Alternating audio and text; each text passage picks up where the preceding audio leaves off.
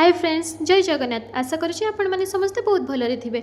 आज आम कथा मेटाबॉलिज्म केमिति फास्ट हो पार आमर। सकाळु उठी फ्रेश हो गरम पानी रे लेंबू टिके चिपुड़ी देकर यही पानी पिंतु। यह पीवा द्वारा आम बॉडी पूरा पूरी डिटॉक्स होता है, आम डाइजेशन सिस्टम फास्ट होता है। सेकेंड पॉइंट है आम किसी एक्सरसाइज करने द्वारा आम बॉडी एक्टिव भी होता है। पूरा दिन कंटिन्यू केबे भी बसी रुहतुनि, मझे मझे टिके उठी चलने को भी अभ्यास रखु।